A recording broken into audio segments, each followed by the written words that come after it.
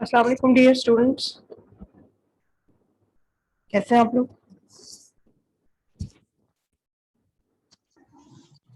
वालेकुम सलाम मैम। अस्सलाम मैम।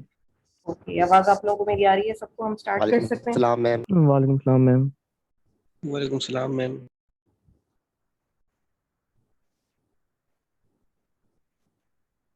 अच्छा, बाकी जो आपके क्लास फेलोज हैं काफ़ी कम है, स्ट्रेंथ इतने कम क्यों है?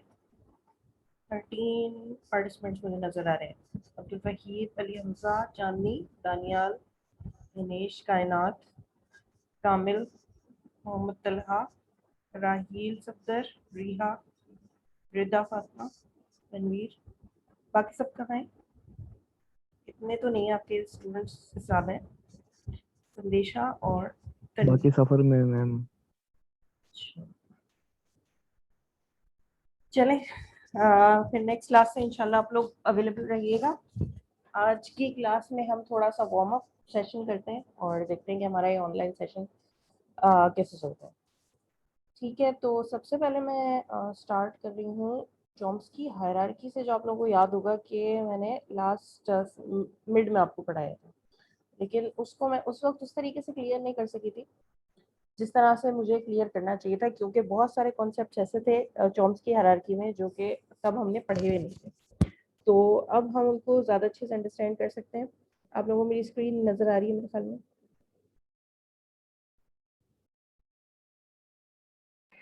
Yes ma'am. अच्छा,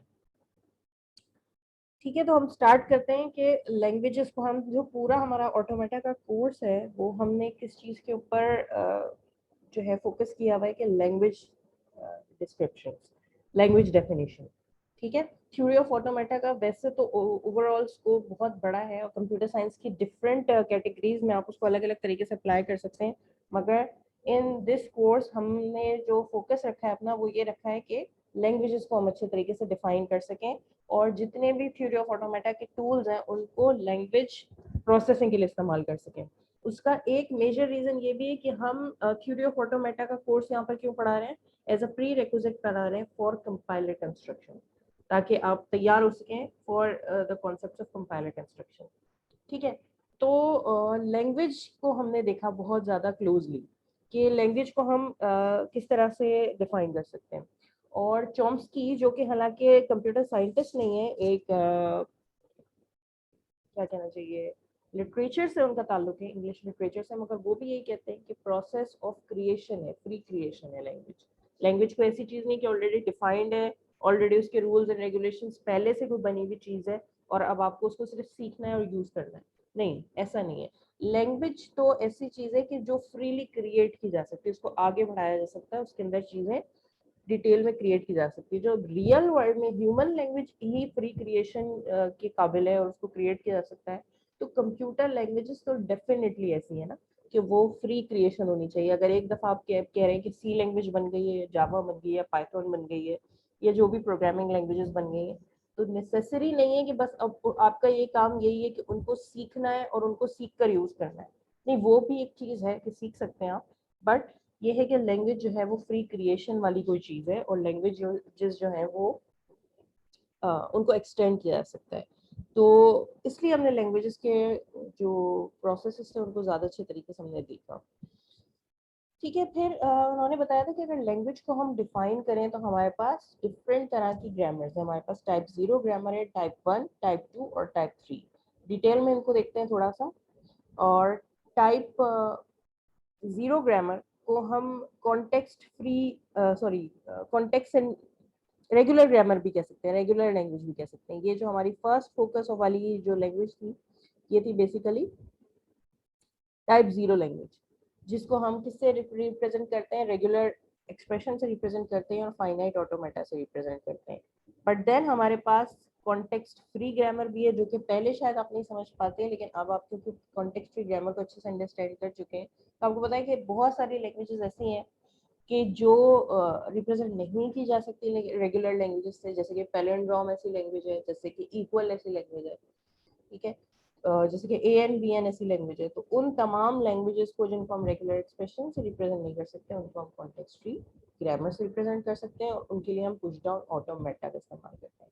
देन हमारे पास कुछ कॉन्टेक्स्ट सेंसिटिव लैंग्वेजेस भी होती हैं और रिकर्सिवली इन्यूमरेबल लैंग्वेजेस भी होती हैं। तो ये शायद मैं आपको अच्छे तरीके से नहीं उस वक्त समझा पाई, थोड़ा सा हम उनको अब दोबारा से देख लेते हैं। ठीक है, टाइप 3 ग्रामर। टाइप 3 ग्रामर हम किसको कहेंगे? टाइप 3 ग्रामर कहेंगे रेगुलर लैंग्वेजेस को। और रेगुलर एक्सप्रेशंस को बनाना आपको सबसे अच्छे तरीके से आ गया, ये हमारा पूरा फर्स्ट मिनट का फोकस रहा। तो इसमें आई डोंट थिंक कि आप लोगों को कोई भी ऐसा मसला होगा कि इसमें कोई क्वेश्चन होगा, तो इसको मैं जल्दी से स्किप कर रही हूँ। ये ग्रामर्स आप लोगों को अच्छे से क्लियर है। लेकिन अब आप बात करते हैं टाइप 2 ग्रामर। वो ग्रामर जो कि कॉन्टेक्स्ट फ्री लैंग्वेज है। कॉन्टेक्स्ट फ्री और कॉन्टेक्स्ट सेंसिटिव में क्या फर्क है, इसको थोड़ा सा भी देखते हैं। कॉन्टेक्स्ट फ्री लैंग्वेज वो होती हैं जो कि कॉन्टेक्स्ट फ्री ग्रामर से रिप्रेजेंट कर सकते हैं। They are defined by rules. ठीक है, ये कौन सी लैंग्वेजेस है, ये किस तरह से डिफाइन की जाती है? रूल्स के अंदर। जो हम प्रोडक्शन लिखते हैं, ये जो हमने रूल्स लिखे हैं प्रोडक्शन रूल्स, तो एक्चुअली हम रूल्स के थ्रू लैंग्वेजेस को डिफाइन कर रहे होते हैं। तो हर वो लैंग्वेज कि जिसको आप रूल्स के जरिए डिफाइन कर सकें उसको आप कॉन्टेक्स्ट फ्री लैंग्वेज कह सकते हैं। ठीक है, और वो रूल्स क्या किस तरह के रिप्रेजेंट कर रहे होंगे? रूल्स के अंदर कुछ टर्मिनल्स होंगे और कुछ नॉन टर्मिनल्स होंगे। अगर इस तरह से हमारा ये रूल लिखा हुआ है तो इसके अंदर हमें क्या नजर आ रहा है कि ए जो है वो एक नॉन टर्मिनल है और ये गामा है या जो भी साइन है ये एक स्ट्रिंग है जिसको हम क्या कह सकते हैं कि ये टर्मिनल है। और टर्मिनल की एक ये भी पहचान हमारे पास कॉन्टेक्स्ट फ्री लैंग्वेज में होती है कि आपको लेफ्ट हैंड साइड पर ही नजर आता है, राइट हैंड साइड पर नजर नहीं आता। अच्छा, उसके बाद फिर हमारे पास ये एग्जाम्पल लिखी हुई है। तो पहले शायद आपको जब हमने चॉम्स्की हायरार्की पढ़ी थी तो ये एग्जाम्पल आपको आई डोंट थिंक उस वक्त आपको समझ में आई होगी या नहीं आई होगी, लेकिन अब आप लोग इसको अच्छे से अंडरस्टैंड कर सकते हैं कि एक लैंग्वेज लिखी हुई है, ये कॉन्टेक्स्ट फ्री लैंग्वेज। ठीक है, अब एक्चुअल डिस्कशन जो जिसकी वजह से मैंने ये स्लाइड खोली है, जो मुझे आपको समझाना है वो है कॉन्टेक्स्ट सेंसिटिव लैंग्वेजेस। हमारे पास कुछ लैंग्वेजेस होती हैं जिनको हम कॉन्टेक्स्ट सेंसिटिव कहते हैं। ठीक है, तो कॉन्टेक्स्ट सेंसिटिव लैंग्वेजेस कौन सी लैंग्वेजेस होती हैं?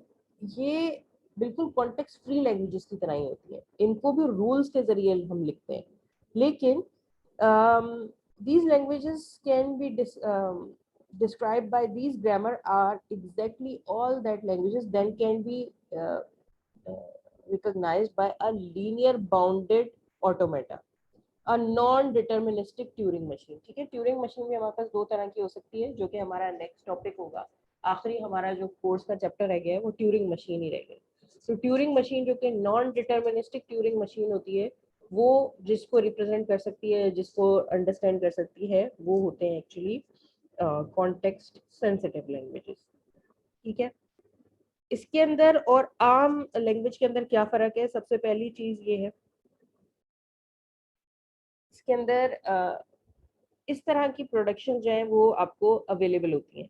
यानी कि आपका एक कोई भी वेरिएबल जो है वो नल प्रोडक्शंस को प्रोड्यूस कर सकता है, लेकिन अगर वो उसको प्रोड्यूस करेगा तो फिर वो हमेशा ही कहाँ रहेगा? वो हमेशा ही रहेगा आपके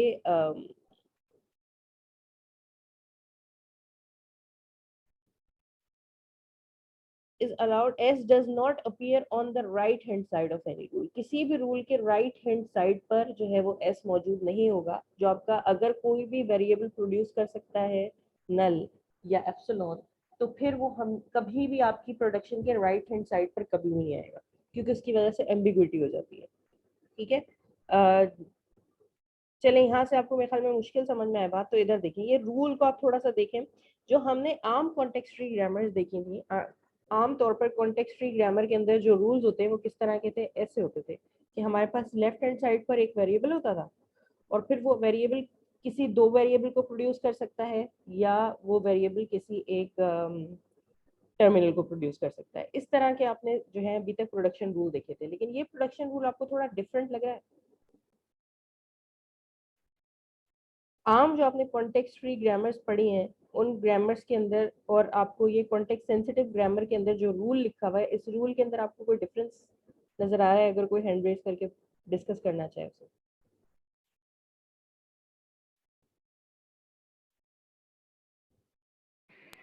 मैम इसके लेफ्ट हैंड साइड पर भी वो टर्मिनल मतलब वेरिएबल है और कैरेक्टर भी है। लेफ्ट हैंड साइड पे कैरेक्टर है, ये तो बिल्कुल सही आपने डिफरेंस आइडेंटिफाई किया कि ये जो यहाँ पर स्मॉल ए लिखा हुआ है ये कैसे लिखा हुआ है क्योंकि हम तो टर्मिनल्स के बारे में ये कहते हैं कि टर्मिनल्स जो है वो हमेशा राइट हैंड साइड पर अकर होंगे, लेफ्ट हैंड साइड पर अकर नहीं होंगे। बिल्कुल सही, एक डिफरेंस ये आ गया, बेहतरीन। और कोई डिफरेंस? मैम मैम और दो वेरिएबल्स हैं, दो ए और बी। वेरिएबल्स एक साथ आ गए, बिल्कुल एग्जैक्टली। यानी कि हम तो अभी तक ये कहते रहे कि भाई ए प्रोड्यूस कर रहा है, बी प्रोड्यूस कर रहा है, सी प्रोड्यूस कर रहा है, कोई एक वेरिएबल होगा और कोई एक अल्फाबेट होगा। इस तरह के रूल्स हमने देखने में आ रहे हैं कि भाई हमारे पास लेफ्ट हैंड साइड पर एक ही वेरिएबल होता है। यहाँ पर ये इतने सारे वर्ड्स क्या कह रहे हैं, ठीक है। तो ये एक्चुअली कॉन्टेक्स्ट डिफाइन करने की कोशिश है। ये है कि भाई अगर मैं कह देती कि ए प्रोड्यूसेस फॉर एग्जांपल, ये सेम प्रोडक्शन मैं लिखती हूँ दोबारा से,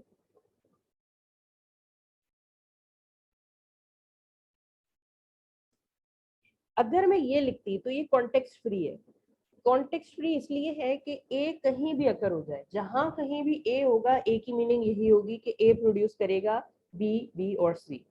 ये तो कॉन्टेक्स्ट फ्री है। लेकिन ये है कॉन्टेक्स्ट सेंसिटिव, यानी कि कॉन्टेक्स्ट सेंसिटिव इसलिए कि अगर स्मॉल ए के बाद ए आएगा, अगर स्मॉल ए के बाद ए आएगा तो उस ए का मतलब ये होगा। और अगर स्मॉल ए और कैपिटल ए के बीच में, कॉन्टेक्स्ट की बात आपको समझ में आ रही है कि वो जो स्ट्रिंग आपने कहाँ इस्तेमाल किया है, वो स्ट्रिंग जिस कॉन्टेक्स्ट में इस्तेमाल किया गया उस कॉन्टेक्स्ट से उसकी मीनिंग डिफाइन होगी। तो ऐसा हो सकता है कि आपके पास एक मीनिंग ये हो, लेकिन आपके पास कोई ऐसी प्रोडक्शन भी एग्जिस्ट करती हो, एक प्रोडक्शन नंबर 1 आपकी ये हो और आपकी प्रोडक्शन नंबर 2 कुछ और हो, फॉर एग्जाम्पल बी, और वहां पर कुछ और लिखा हो, ठीक है।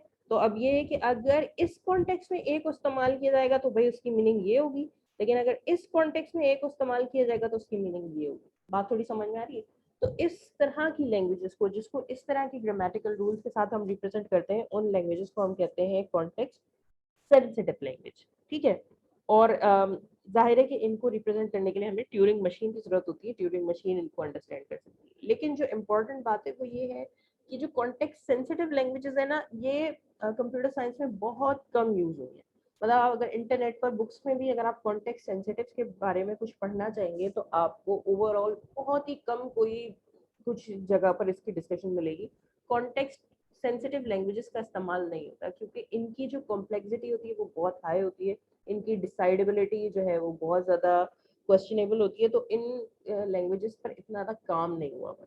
लेकिन हाँ, क्योंकि पॉसिबिलिटी है, ज़रूरी तो नहीं कि अभी नहीं हुआ वो तो आगे लाइफ में कभी भी नहीं हो सकता, क्योंकि कंप्यूटर साइंस तो ओपन फील्ड है तो उसके अंदर चीज़ें चेंज होती रहती हैं।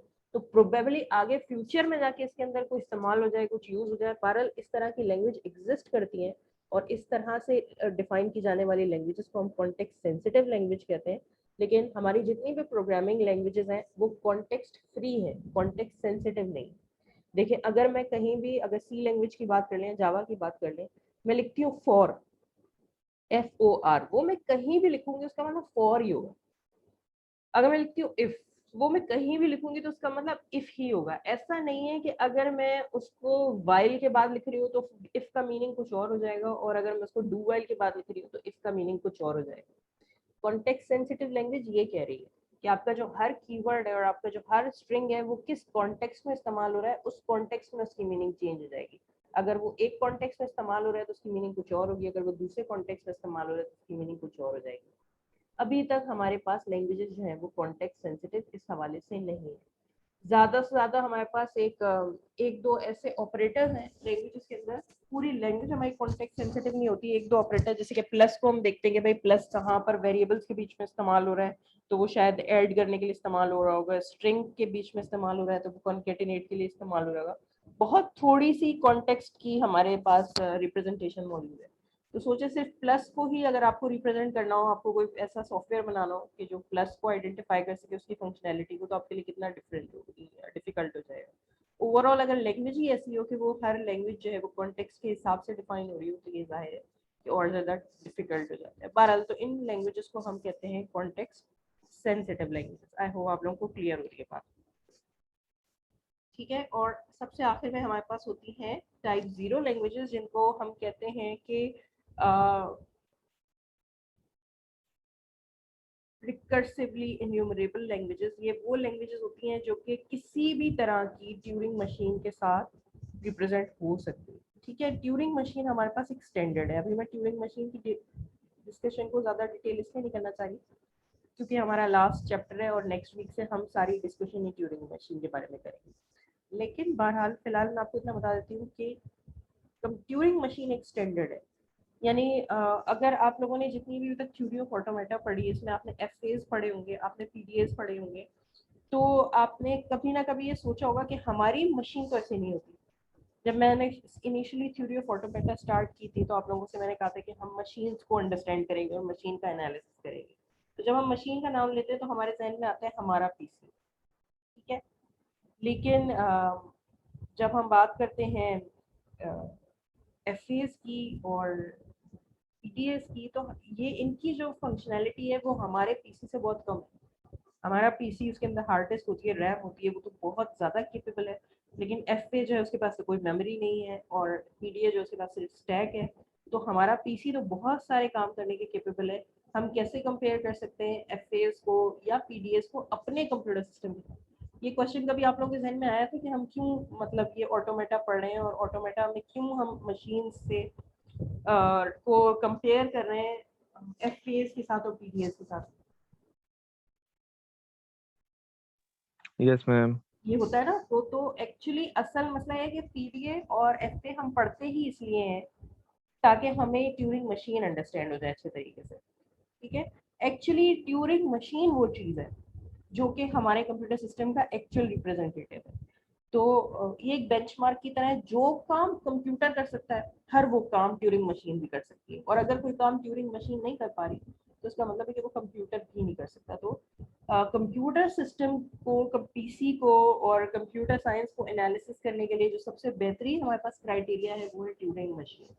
तो अगर कोई लैंग्वेज ट्यूरिंग मशीन अंडरस्टैंड कर सकती है, इसका मतलब है कि वो टाइप 0 लैंग्वेज है। इस तरह की लैंग्वेजेस को डिफाइन करने में कोई कंस्ट्रेंट नहीं होते। रूल्स तो इधर भी होंगे लेकिन उन रूल्स के अंदर कोई कंस्ट्रेंट नहीं होते। ठीक है, चूंकि जैसे अब टाइप 3 से शुरू करेंगे, टाइप 3 के अंदर हमने लैंग्वेज डिफाइन करने का एक तरीका देखा, लेकिन इसमें कंस्ट्रेंट्स बहुत ज्यादा है, इसमें रिस्ट्रिक्शंस बहुत ज्यादा है कि इसी वे में अल्फाबेट्स भी इसी तरह होंगे और एक पर्टिकुलर हमने फॉर्मल डेफिनेशन देखी कि इसी तरीके से इनके 6 टपल्स को यूज करके अगर लैंग्वेज बनाएंगे तो वो रेगुलर होगी, अदरवाइज वो रेगुलर नहीं होगी। तो ये बहुत ज्यादा कंस्ट्रेंट किस्म की जो है वो लैंग्वेज डिफाइन करने का तरीका है। कंस्ट्रेंट थोड़े कम हुए थे जब हम सीएफजी की तरफ गए। सीएफजी के अंदर भी रूल्स हैं लेकिन वो रूल्स इतने कंस्ट्रेंट नहीं है जितने के रेगुलर एक्सप्रेशन के अंदर है। तो यहाँ पर कंस्ट्रेंट जो है थोड़े, सिर्फ ये कंस्ट्रेंट है कि भाई एक साइड एक वेरिएबल होगा और वो वेरिएबल कोई किसी स्ट्रिंग को प्रोड्यूस कर रहा होगा। सिर्फ एक ये कंस्ट्रेंट हमने लगाया और कोई कंस्ट्रेंट नहीं लगाया। ठीक है, ये कंस्ट्रेंट जरूर लगाया कि हमारे लेफ्ट हैंड साइड पर एक वेरिएबल होगा। जब हम बात कर रहे थे टाइप 1 ग्रामर्स की तो हमने ये कंस्ट्रेंट नहीं लगाया।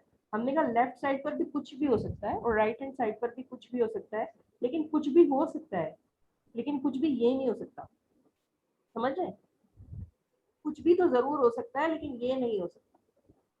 ये कॉन्टेक्स्ट सेंसिटिव लैंग्वेज भी नहीं है। कॉन्टेक्स्ट सेंसिटिव लैंग्वेज के लिए कम से कम मुझे एक वेरिएबल चाहिए और वो वेरिएबल का कॉन्टेक्स्ट डिफाइन करूं और फिर बताऊं कि वो वेरिएबल प्रोड्यूस क्या कर सकता है। अब तो ये कॉन्टेक्स्ट सेंसिटिव हुआ है लेकिन अगर मैं इस तरह से लिख दूं तो ये अब कॉन्टेक्स्ट सेंसिटिव नहीं है।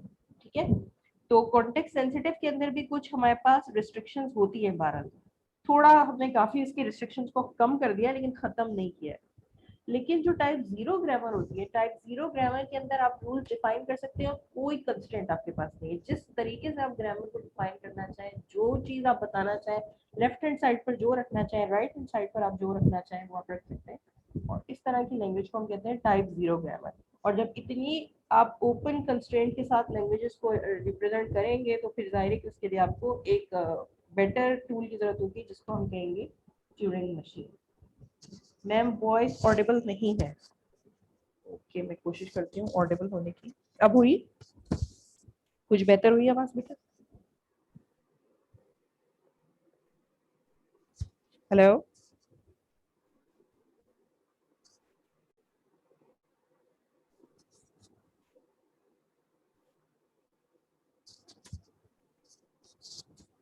आ रही है बेटा आप लोगों को आवाज मेरी? Yes, ma'am.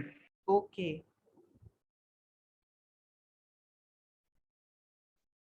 तो ये चॉम्स्की की डिस्कशन मेरे ख्याल में हम यहाँ पर क्लोज कर सकते हैं। आप लोगों को अब ये पॉइंट क्लियर हो गया होगा, जो चॉम्स्की हायरार्की पहले आपने सिर्फ रट्टा लगाया था, अब आपको ये चीज़ें मेक सेंस करना शुरू हो गई होगी कि चॉम्स्की हायरार्की एक्चुअली हमने पढ़ी क्यों। ठीक है, एक और इम्पॉर्टेंट चीज़ जो कि मैं आपसे डिस्कस करना चाह रही हूँ वो है, लास्ट क्लासेस में हमने पढ़ा है पुश डाउन ऑटोमेटा। ये यहाँ से हम स्टार्ट हुए थे, हमारा मिड क्लास से स्टार्ट हुआ था मिड टू में हमने पढ़ा था finite automata with output, move machine and mealy machine. इसके अलावा हमने कन्वर्जन देखी थी कि रेगुलर और नॉन रेगुलर लैंग्वेजेस का डिफरेंस देखा था, context free languages, context free grammar, Chomsky hierarchy, push down automata. ठीक है, यहाँ पुश डाउन ऑटोमेटा पे हम आके रुके थे। मैंने आपको एक असाइनमेंट भी दी थी, आई होप कि आप लोगों ने सबने वो असाइनमेंट कर ली है।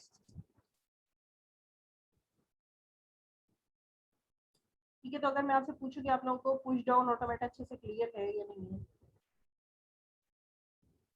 तो मैं कह सकती हूँ कि आप लोगों को क्लियर है। ये मूव्स आप लोगों को क्लियर है, push move, pop move, skip moves.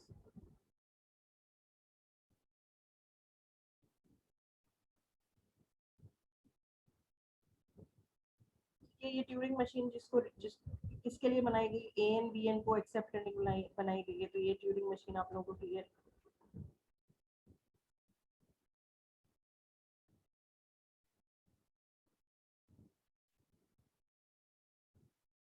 अगर ये आप लोगों को क्लियर है तो हमारे पास एक और इससे रेलेवेंट आखिरी टॉपिक है, जहां पर मैं आके पीडीए को कंक्लूड कर सकती हूँ। मैं कह सकती हूँ पीडीए हम लोगों को अच्छे से क्लियर हो चुका है। वो ये है कि पीडीए को हम यूज किस तरह से कर सकते हैं।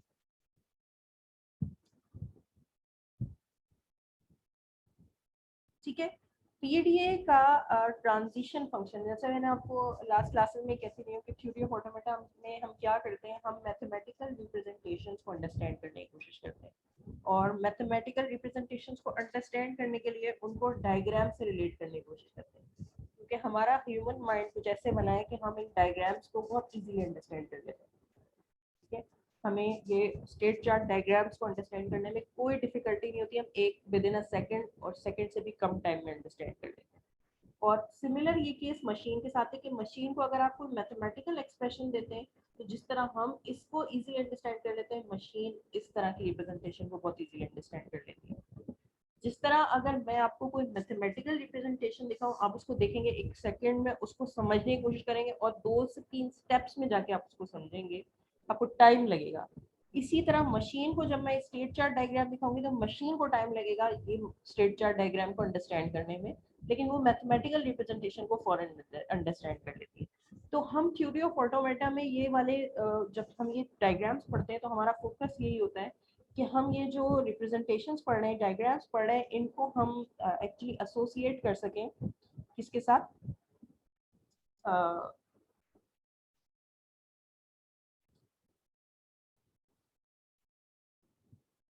इन डायग्राम्स के साथ बेसिकली। ठीक है, तो ये हमारा ज्यादातर इसके अंदर फोकस होता है।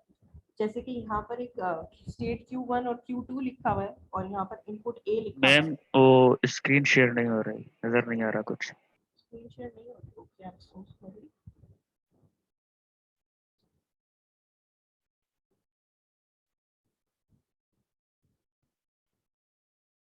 जी बेटा, आप नजर आ रहा है? Yes ma'am. हाँ, तो हम यही बात कर रहे थे कि एक्चुअली जो ट्रांजिशन सॉरी जो कि ये मॉडल्स होते हैं, मैथमेटिकल मॉडल्स, जब हम मैथमेटिकल मॉडल को मैथमेटिकल फॉर्म में लिखते हैं तो वो हमारे लिए डिफिकल्ट टू अंडरस्टैंड, या डिफिकल्ट कह लें या थोड़ा टाइम कंज्यूमिंग टू अंडरस्टैंड होते हैं।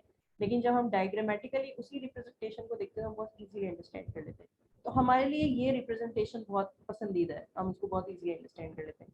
मशीन के लिए ये रिप्रेजेंटेशन बहुत अच्छी है। तो मशीन को अच्छे तरीके से समझने के लिए, मशीन के साथ अच्छे से कोऑर्डिनेट करने के लिए, बिल्कुल ऐसा होता है ना, जैसे कि अगर आप में से किसी ने कभी किसी बच्चे को पढ़ाया है, छोटे बच्चे को, कोई छोटा बहन भाई हो घर में, या कोई छोटा बच्चा और उसको कोई बात समझानी पड़ी हो, पढ़ाना पड़ा हो, या एग्जैक्टली अगर आपने पढ़ाया नहीं हो तो उसको कोई बात समझानी पड़ी हो, कोई ऐसी मुश्किल चीज़, कोई उसको दवाई पिलानी पड़ी हो, या उसको कोई इंजेक्शन लगवाना पड़ा हो, या सचमुच उसको कोई ABC या कोई 1 2 3 सिखानी पड़ी हो, तो बच्चों को जब आप पढ़ाते हैं तो बच्चों के लेवल पर जाकर पढ़ाते हैं। बच्चों को आप अपने लेवल पर नहीं पढ़ा सकते कि जिस तरह मैं सोच रही हूँ, जिस तरह मैं बता रही हूँ कि भाई अगर इंजेक्शन लगवाना है तो लगवाना है, अगर वैक्सीनेशन करवानी है तो करवानी है। इसमें ये तो नहीं है कि दर्द होगा या तकलीफ होगी, हमें, हम बड़े हैं, हम मैच्योर्ड हैं, हम उस तरह से समझ सकते हैं। लेकिन छोटा बच्चा उस तरीके से नहीं समझता, तो बच्चों को बच्चों के वे में जाके समझाना पड़ता है, उनके लेवल पर जाके समझाना पड़ता है।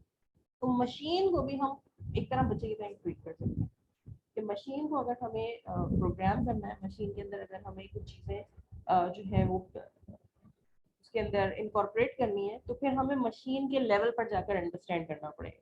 तो मशीन की लेवल ऑफ अंडरस्टैंडिंग को समझने के लिए हमें छोटी छोटी एक्सरसाइजेस की जरूरत होती है, फाइनाइट ऑटोमेटा की जरूरत होती है, थ्योरी ऑफ ऑटोमेटा की जरूरत होती है। ये कोर्स है इसलिए ताकि हम और मशीन एक पेज पर आ सकें, कि मशीन तो हमें नहीं अंडरस्टैंड कर सकती, लेकिन हम मशीन के लेवल पर जा सकते हैं कि वो किस तरह प्रोसेस करती है।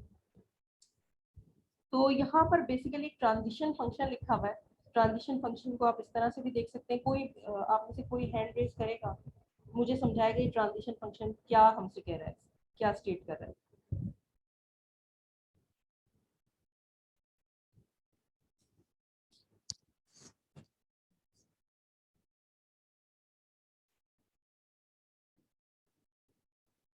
कोई बेटा, कोई एक।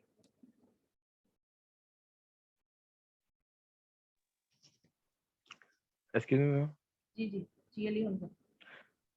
मैम ये कह रहे हैं कि हम Q1 स्टेट में हैं और हमारे पास A इनपुट आ रहा है और स्टैक में W1 है, तो हम Q2 पे जाएंगे और W2 पुश कर देंगे। ठीक है, यानी कि एक वर्ड है ऑलरेडी स्टैक के अंदर पड़ा हुआ है, और वो वर्ड जो है वो वर्ड कब चेंज हो जाएगा, अगर वो वर्ड 1 था तो वर्ड 2 में कन्वर्ट हो जाएगा।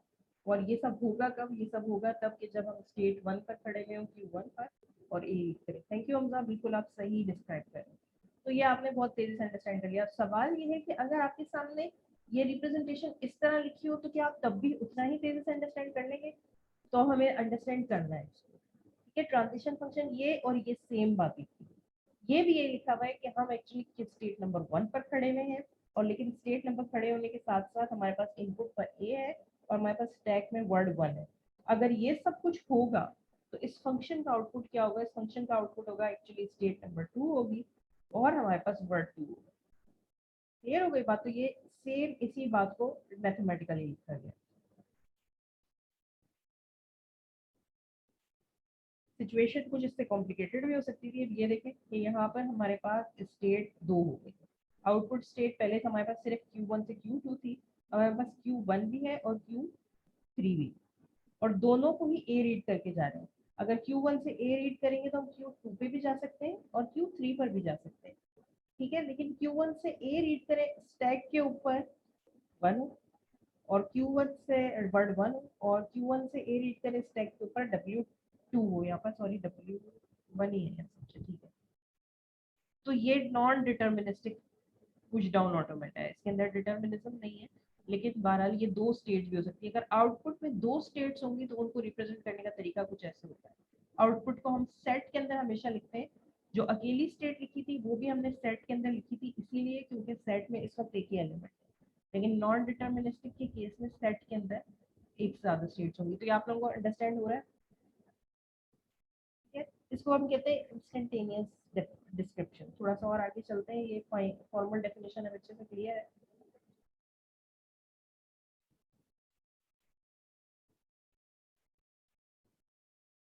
तो ये बात समझ में आ रही है?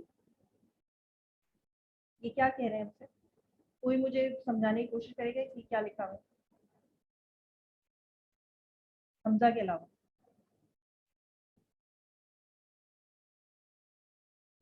अब्दुल वहीद, आप कुछ बताएं कि ये हमारे सामने रिप्रेजेंटेशन लिखी है, आप इस रिप्रेजेंटेशन को समझ पा रहे हैं? कुछ रिप्रेजेंट करेंगे, क्या कह रहे हैं इससे? मैम ये बीच में जो ये सिंबल बना हुआ है उसका पता नहीं चल रहा। ये आउटपुट की तरह ही समझ लें, इक्वल टू ही कर लें। फिर तो मैम हम Q1 पर खड़े हैं और स्टैक में हमारा इनपुट है BBB और स्टैक में AA है, और फिर हम जाएंगे Q2 पर और डबल भी पुश कर देंगे। ठीक है, यानी कि हम इनपुट को रीड करते हुए जा रहे हैं, इनपुट पूरा हमारे सामने नहीं है। वहां पर जो सिचुएशन थी ना, जो पहला हमने इंस्टेंटेनियस डेफिनेशन देखी थी वो ऐसे देखी थी कि यहाँ पर हमारे पास एक पूरा इनपुट मौजूद था, एक पूरी स्टेट मौजूद थी। लेकिन यहाँ पर ये बीच में से किसी स्टेज की बात कर रहे हैं कि स्टैक पर एक स्टेज ऐसी है, बिल्कुल सही है, कि हमारे पास जो है Q1 स्टेट पर खड़े होंगे और हमारे पास जो है ट्रिपल बी स्टैक के ऊपर मौजूद होगा। अगर ये दोनों बातें हैं कि हमारे पास Q1 भी है और हमारे पास स्टैक पर ट्रिपल बी भी है, तो हम क्या पुश कर रहे हैं, हम एक्चुअली पुश कर रहे हैं ट्रिपल ए और फिर ट्रिपल ए को बेसिकली पुश कर रहे हैं, ठीक है। लेकिन जब हम इसके अगले स्टेप पर जाएंगे, जब पुश डाउन ऑटोमेटा हमारा आगे बढ़ रहा होगा, हमारी प्रोसेसिंग आगे बढ़ रही होगी, Q1 स्टेट पर ये सिचुएशन होगी, लेकिन Q2 पे क्या है, Q इस टाइम 4 और टाइम 5 की प्रोसेसिंग में क्या फर्क है?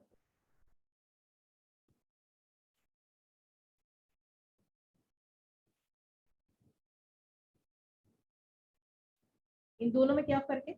अब्दुल वहीद, आपने मुझे क्या बताया? अगर आप बताएं तो शायद मैंने मिस कर दिया इसमें और इसमें। मैम टाइम टाइम 5 में Q2 पर है स्टेट और डबल बी हमारा स्टेट में हो तो हम डबल ए पुश करेंगे। पुश कर देंगे जी मैम।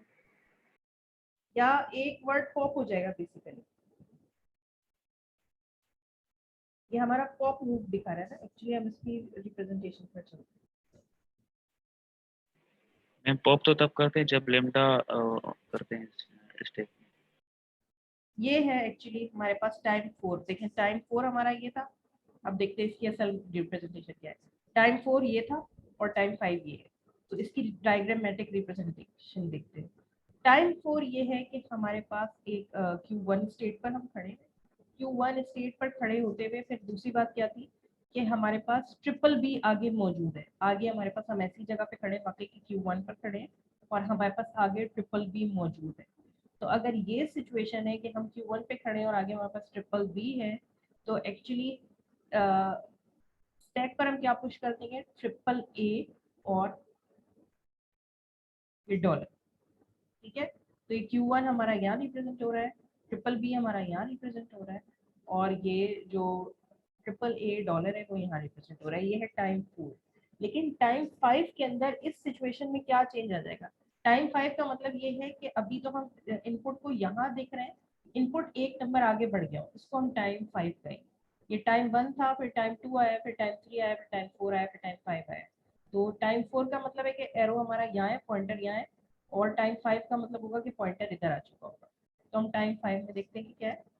देखिए टाइम 5 में ऐसा है कि हमारा इनपुट अगला लेटर को हम रीड कर रहे हैं। तो अब हम कौन सी स्टेट पर खड़े हैं, क्योंकि बी को रीड करने के बाद हम नेक्स्ट स्टेट पर जा सकते हैं, क्योंकि इसलिए हमारी स्टेट चेंज हो गई। अब हम Q2 पर हैं, हमारे पास इनपुट में क्या बचा है, हमारे पास डबल बी बचा है और एक ए पॉप हो चुका है। बस इस पॉप तक मैं आपको पहुंचाना चाह रही थी कि देखिए अगर स्टैक के अंदर टाइम 4 के अंदर ट्रिपल ए डॉलर था और अगर अगली दफा वो ट्रिपल ए डॉलर नहीं है बल्कि डबल ए डॉलर रह गया, तो इसका मतलब है कि ये पॉप मूव है। पिछली दफा 4 ए थे, जब हम पिछली दफा प्रोसेस कर रहे थे, तो वो उनमें से एक ए पॉप हुआ होगा, तभी स्टैक की सिचुएशन चेंज हुई। क्योंकि स्टैक की सिचुएशन ऐसे चेंज नहीं हो सकती, सिर्फ स्टैक के अंदर या तो पुश किया जा सकता है या पॉप किया जा सकता है या उसको स्किप किया जा सकता है। तो आपकी जितने भी डिस्क्रिप्शन होगी, इंस्टेंटेनियस डिस्क्रिप्शन, उसके अंदर आपको इसी तरह के मूव्स नजर आएंगे। या तो पुश ऑपरेशन नजर आ सकता है, या पॉप ऑपरेशन नजर आ सकता है, या स्किप नजर आ सकता है, ठीक है। तो मैम पता कैसे चले कि कब पुश हो रहा है कब पॉप हो रहा है? ये आपको समझना है ना बेटा, थोड़ा मैं शायद आपको एक्सप्लेन कर चुकी हूँ, दोबारा थोड़ी सी बात देखती हूँ। चले मैं ये बंद 2 मिनट के लिए मिनिमाइज करती हूँ। पुश डाउन ऑटोमेटा वाली स्लाइड दोबारा खोलते हैं। पुश डाउन ऑटोमेटा में हमने ये फॉर्मल डेफिनेशन क्लियर है ना आपको सारी, थोड़ा स्किप करके आगे चलते हैं जी। हमने क्या पढ़ा था, हमने मूव्स पढ़े थे। हमने ये मूव्स पढ़े थे कि स्टैक का जो ट्रांजिशन फंक्शन होता है उसके अंदर हम 3 तरह के ऑपरेशन परफॉर्म कर सकते हैं। एक ऑपरेशन आप परफॉर्म कर सकते हैं पॉप, एक पुश और एक स्किप। ये 3 हमने पढ़े थे, हो सकता है आपने क्लास मिस कर दी, ठीक है। तो सबसे पहले स्किप फंक्शन को देखते हैं। स्किप फंक्शन कब काम कर रहा होगा? स्किप फंक्शन तब काम कर रहा होगा कि फॉर एग्जांपल मैं कुछ रीड कर रही थी, पहले इनपुट रीड करने से पहले सिचुएशन ये थी कि हम ए को रीड नहीं कर रहे थे और स्टैक ऐसा था। जब हम Q1 पे खड़े हुए तो हम Q1 से पहले स्टेट कुछ ऐसी थी कि हमने ए को रीड नहीं किया, ए को अंडरस्टैंड नहीं किया, हम इनपुट में उससे पीछे खड़े हैं और स्टैक ऐसा था। और फिर Q2 पर हम ए को रीड कर चुके हैं। बेसिकली Q2 पर फर्क क्या पड़ा कि यहाँ पर हमने ए को रीड नहीं किया था, लेकिन यहाँ पर हमने ए को रीड कर लिया है।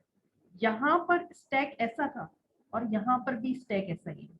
तो इसका क्या मतलब है कि ये हमने स्किप किया, स्टैक के अंदर कोई चेंजिंग नहीं। ये स्किप हमें यहाँ कैसे नजर आएगा?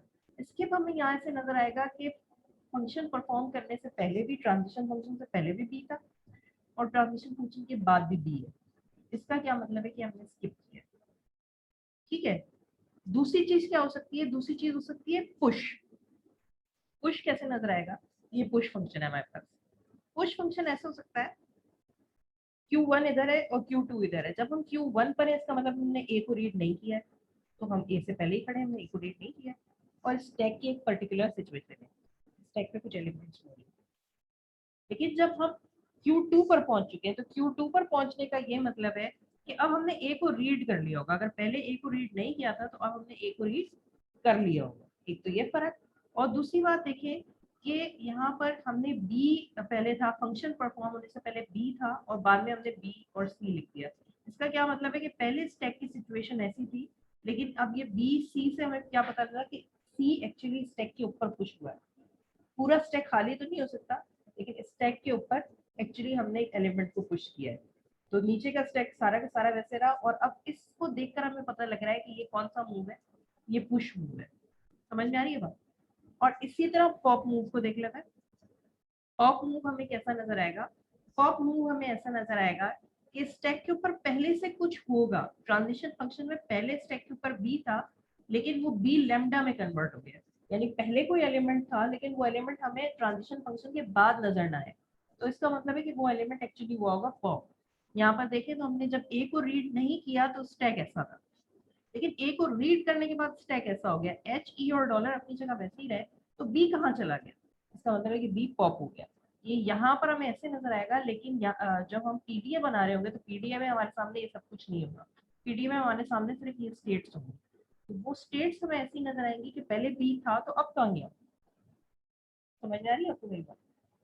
तो ये पॉप मूव नजर आएगा। यही चीज हमें यहाँ नजर आएगी कि एक्चुअली जब हम एक स्टेप पहले चल रहे थे तो हमारे पास Q1 था। हेलो, आवाज आ रही है आप लोगों को मेरी?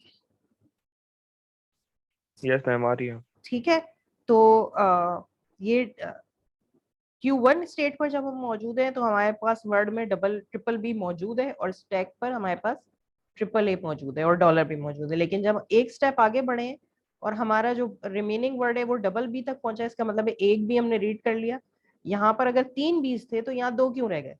इसका मतलब ये कि हमने उनमें से एक रीड कर लिया, इसलिए एक बी कम हो गया। तो एक बी रीड करने के बाद आगे क्या चेंज आया? यहाँ पर स्टैक पे पहले 3 ए पड़े हुए थे, लेकिन अब 2 ए पड़े हैं। तो इसका मतलब है कि ये एक्चुअली पॉप मूव है। क्लियर हुई आपको थोड़ी बहुत ये इंस्टेंटेनियस डिस्क्रिप्शन? यही चीज हमें मैथमेटिकल रिप्रेजेंटेशन को अंडरस्टैंड करना है और इसको रिलेट करना है ग्राफ्स के साथ।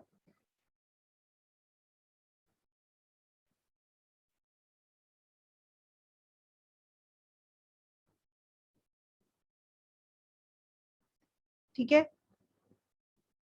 तो ये पूरा Q1 से लेकर Q0 से लेकर Q3 तक हर स्टेट लिखी हुई है। मुझे लगता नहीं है कि ये मुझे एक एक स्टेप आपको अलग से डिफाइन करने की जरूरत है। अगर किसी को लग रहा है कि मुझे डिफाइन करने की जरूरत है तो मुझे बता दें। ये मैं LMS पर स्लाइड्स रख दूंगी। सिर्फ और सिर्फ क्या है कि हम Q0 से खड़े हैं। Q0 पर इनपुट क्या था? स्टैक खाली था। पूरा का पूरा इनपुट पड़ा हुआ था हमारे पास, ट्रिपल ए और ट्रिपल बी था और स्टैक खाली पड़ा हुआ था। Q1 पर गए तो भी ट्रिपल वन ट्रिपल बी हमारे पास इनपुट पे मौजूद है, स्टैक खाली है। फिर हमने ए रीड किया तो ए को पुश किया, फिर हमने ए रीड किया तो फिर दूसरा ए को पुश किया, फिर हमने सारे एस को रीड कर लिया तो फिर ए को पुश कर लिया था। बी के लिए हम क्या कर रहे थे? बी के लिए हम बी को स्टैक में पुश नहीं कर रहे थे, बल्कि हर बी को रीड करने के साथ एक बी को स्टैक से पॉप कर रहे थे। तो Q0 से लेकर Q3 तक सारी की सारी इंस्टेंटेनियस डिस्क्रिप्शन लिखी हुई है। अगर कोई इस पर क्वेश्चन है तो आप पूछ सकते हैं, अदरवाइज मैं ये एक्सपेक्ट कर रही हूँ कि मैंने ये समझा दिया और आप लोगों को क्लियर है।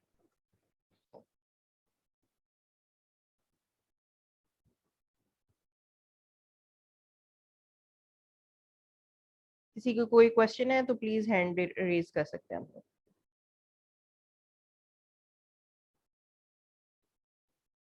क्लियर है सबको? Very good.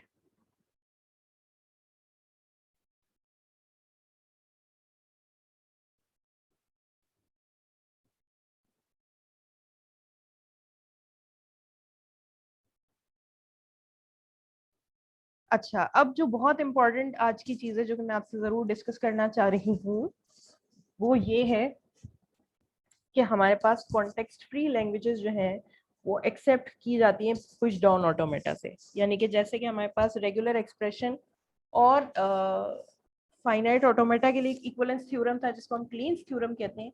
सेम थ्योरम हमारे पास एग्जिस्ट करता है फॉर कॉन्टेक्स्ट फ्री लैंग्वेजेस और push down automata.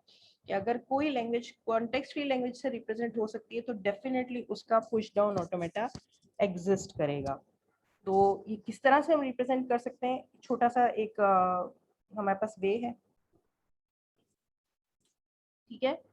Let's suppose कि अगर हमारे पास एक कॉन्टेक्स्ट फ्री लैंग्वेज है तो हम बनाने की कोशिश करेंगे उसका पुश डाउन ऑटोमेटा। कि अगर कॉन्टेक्स्ट फ्री लैंग्वेज बनी हुई है, आपके पास रूल्स मौजूद हैं, तो उसको पुश डाउन ऑटोमेटा में कैसे कन्वर्ट किया जाए। ठीक है, तो सबसे पहले देखते हैं कि अगर हमारे पास कॉन्टेक्स्ट फ्री लैंग्वेज मौजूद हो तो उसका पुश डाउन ऑटोमेटा कैसे बनाया जाएगा। ठीक है, लेट्स सपोज आपके पास जब भी कोई रूल होगा, रूल इसी तरह होता है कि हमारे पास लेफ्ट हैंड साइड पर एक वेरिएबल होता है और राइट हैंड साइड पर उसकी कोई प्रोडक्शन होती है। ठीक है, तो अब हमारे पास प्रोडक्शन दो तरह की हो सकती है। एक प्रोडक्शन हमारे पास ये हो सकती है कि प्रोडक्शन के अंदर जो है वो टर्मिनल प्रोड्यूस हो रहा हो, और एक हमारे पास प्रोडक्शन ऐसी हो सकती है कि प्रोडक्शन के अंदर नॉन टर्मिनल हो।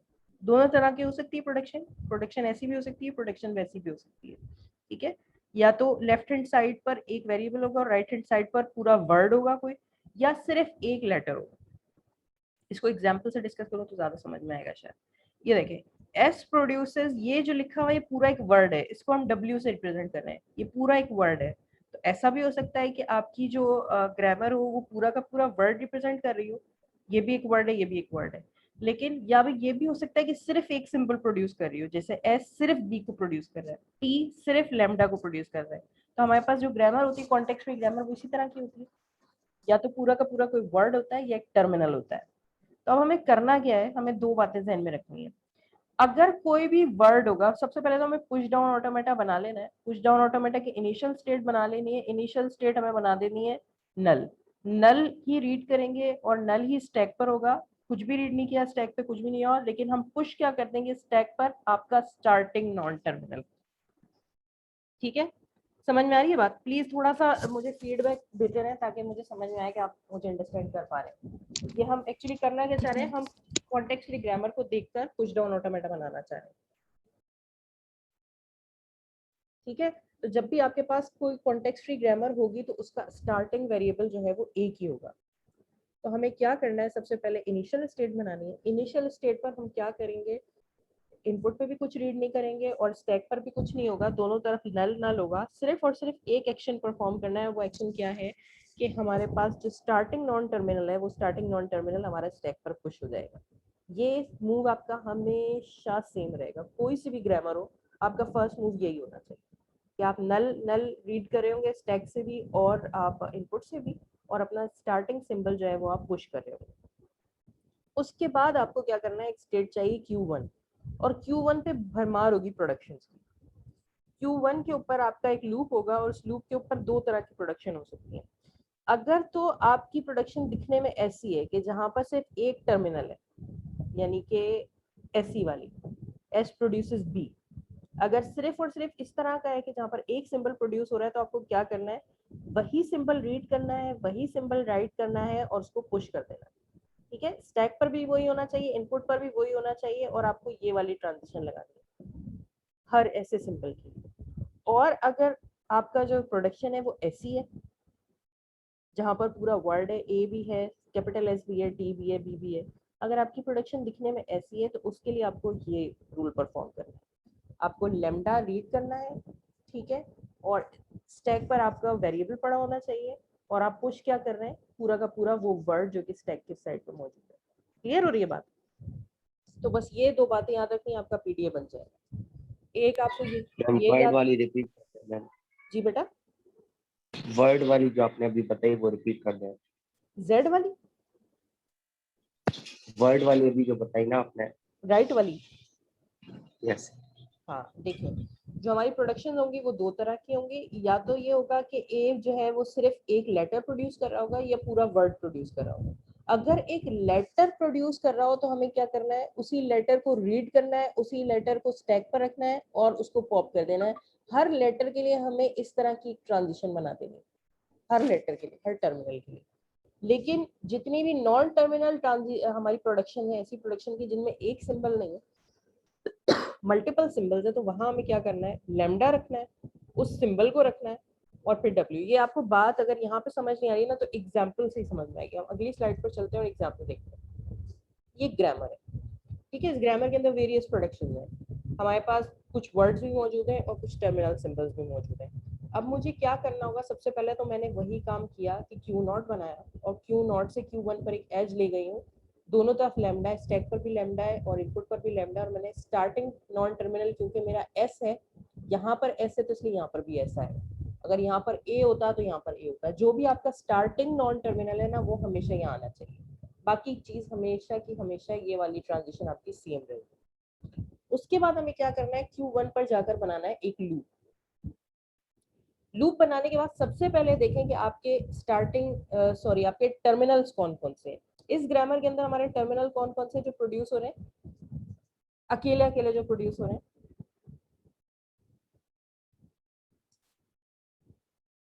इस ग्रामर के अंदर हमारे टर्मिनल्स कौन कौन से हैं?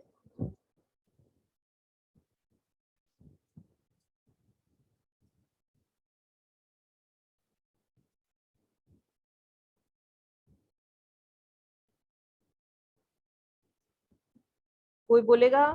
Ma'am B B. Very good. Suheb Ahmed का आया है, कामिल का भी जवाब आया, बी है, बिल्कुल सही है।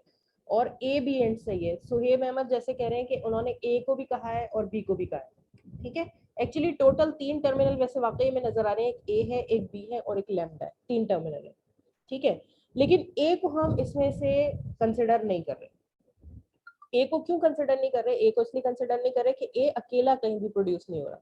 कोई भी ऐसी ट्रांजिशन नहीं है कि जहां पर एस प्रोड्यूसेस ए हो या टी प्रोड्यूसेस ए हो। तो फिलहाल हम ए को कंसिडर नहीं कर रहे। हालांकि आप लोगों का जवाब सही है कि ए भी टर्मिनल है। तो फिर अगर ए खत्म हो गया, ए को हम कंसिडर नहीं कर रहे, तो हम कंसिडर किसको कर रहे हैं? हम कंसिडर कर रहे हैं बी को और लेमडा को। ये 2 टर्मिनल। या तो आपकी ट्रांजिशन खत्म होगी बी के ऊपर, या आपकी जो प्रोडक्शन खत्म होगी वो लेमडा के ऊपर।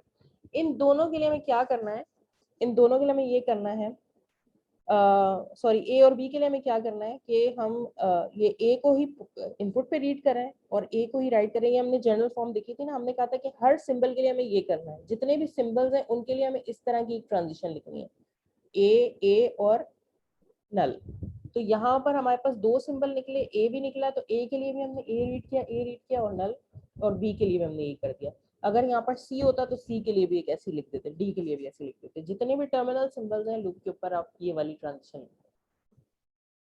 अब बाकी जो अकेले टर्मिनल नहीं है उनका क्या करना है, जो वर्ड्स हैं, तो हमारे पास जितने भी वर्ड्स हैं, हमारे पास कौन कौन से वर्ड्स हैं? एक वर्ड ये है, एक वर्ड ये है, एक वर्ड ये है, एक वर्ड ये है। तो इन वर्ड्स के लिए हमें क्या करना है, इन वर्ड्स के लिए हमें लेमडा देखना है, इनपुट के ऊपर कुछ भी रीड ना करें, और स्टैक के ऊपर एस होना चाहिए, और हम स्टैक के ऊपर ये पूरा वर्ड पुश कर रहे हैं। ये जो प्रोडक्शन नंबर 1 है, इसकी वजह से मैंने ये एज लिखी। ये जो प्रोडक्शन नंबर 2 है, इसकी वजह से मैंने ये एज लिखी। प्रोडक्शन नंबर 3 है, उसको मैंने इस तरह से लिख दिया, और प्रोडक्शन नंबर 4 है, उसको मैंने इस तरह से लिख दिया। आप लोग कर लेंगे? तो ये ओवरऑल हमारे पास एक पीडीए बन गया। समझ में आ रही है बात या नहीं आ रही है? मैम जब स्टार्टिंग में हम स्टार्टिंग वेरिएबल पुश करवा रहे हैं जी जी। तो मैम अब फिर टी कब पुश करवाएंगे? क्या चीज? T variable T. डी है ही नहीं ना फिलहाल इसमें। बी नहीं ma'am, T T. B, B देखे ना, यहाँ पर हमारे पास 2 टर्मिनल सिंबल्स हैं। टी, टी टर्मिनल नहीं है बेटा, देखें टी टर्मिनल नहीं है। तो हमारे पास जो जनरल फॉर्म है ना, हमारे पास दो ही तरह की प्रोडक्शन हो सकती हैं जो पुश डाउन ऑटोमेटा में रिप्रेजेंट करनी है। एक प्रोडक्शन हमें ये रिप्रेजेंट करनी है कि एक वेरिएबल पूरे वर्ड को रिप्रेजेंट कर रहा हो, ये वाली प्रोडक्शन हो सकती है, या सिर्फ एक से अकेले सिंबल को प्रोड्यूस कर रहा हूँ। तो ग्रामर में से देखेंगे कि कितने सिंबल्स हैं, उन तमाम सिंबल्स के लिए हमें ये लिखना है। ए और बी निकले सिंबल, तो हमने ए और बी के लिए ये वाली प्रोडक्शन लिखनी। ये ए को रीड किया, ए को स्टैक पे रीड किया और उसको पॉप कर दिया। बी को रीड किया, बी को स्टैक पे मिल गया तो उसको पॉप कर दिया। ये हमने ये लिख दी। और आगे टी के लिए क्या करना है, हमारे पास ये देखें वर्ड वाली बात है। अब हम वो वाला रूल इस्तेमाल कर रहे हैं जो वर्ड का रूल था, कि जितने भी वर्ड्स होंगे आपकी ग्रामर के अंदर उसको हमें इस तरह से रिप्रेजेंट करना है। लैम्डा रीड करें, ये जो वेरिएबल है इसको उठा के यहाँ ले आए और वर्ड को उठा के यहाँ ले आए। सिर्फ लैम्डा शुरू में आएगा और ये पूरी की पूरी चीज जो हमारी है ये इधर आ जाएगी। तो यही हमने यहाँ पर किया हुआ है। देखें टी के लिए भी यही किया है और एस के लिए भी यही किया है कि हमारे पास सबसे पहले क्या था, हमारे पास सबसे पहली प्रोडक्शन ये है, मैंने लैम्डा लगाया और इस पूरी की पूरी प्रोडक्शन को उठा के यहाँ ले आई।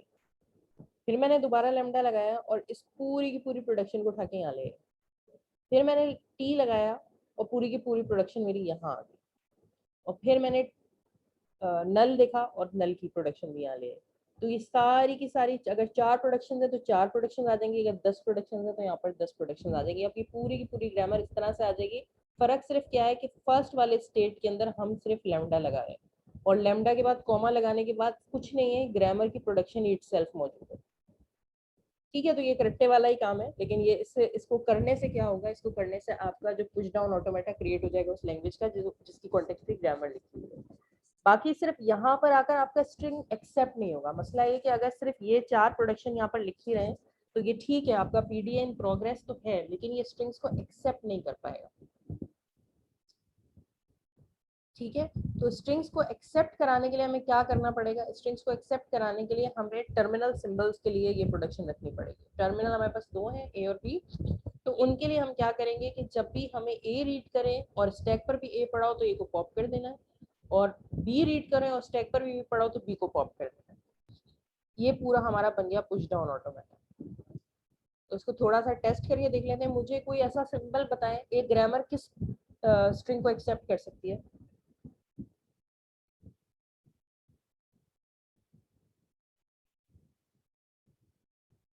ये ग्रामर किसको एक्सेप्ट कर सकती है?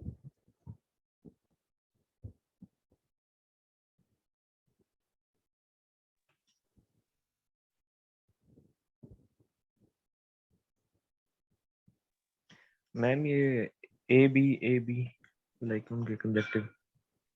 ठीक है, ए बी को भी देख लेते हैं। सबसे पहले सिर्फ ए को देख लें। नहीं, सिर्फ ए को तो ये कभी भी एक्सेप्ट नहीं करेंगे। नहीं, सिर्फ ए को भी एक्सेप्ट कर सकती क्योंकि अगर टी नल प्रोड्यूस करे। लेकिन हम सिंपल ले लेते हैं बी वाली, कि ये ग्रामर बी को प्रोड्यूस कर सकती है। तो अगर मैं इस ग्रामर को बी दूं, फॉर एग्जांपल, अगर मैं एक ग्रामर हटाती हूँ यहाँ से और मैं इसको देती हूँ फॉर एग्जांपल बी, ठीक है, तो सवाल ये है कि ये बी को एक्सेप्ट करेगा या पीडीए या नहीं। ये ग्रामर तो एक्सेप्ट करिए, बी देखें डायरेक्ट स्टार्टिंग नॉन टर्मिनल से बी प्रोड्यूस हो रहा है, डेफिनेटली ये कॉन्टेक्स्चुअल ग्रामर बी को एक्सेप्ट कर रही है। लेकिन सवाल ये कि अगर मैं बी इस पुश डाउन ऑटोमेटा को दूं तो क्या ये फाइनल स्टेट पर पहुंच जाएगा या नहीं पहुंच जाएगा, देखते हैं भाई। इनिशियल स्टेट पर हम क्या करें, एक स्टैक भी मुझे बनाना पड़ेगा। एक मिनट, इंसर्ट और ड्राइंग टूल्स कहाँ से आते हैं, शेप्स चलेंगे।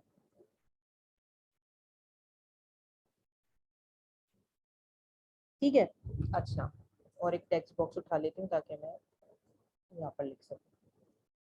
ठीक है, तो सबसे पहले क्या है हमारे पास, सबसे पहले ये है कि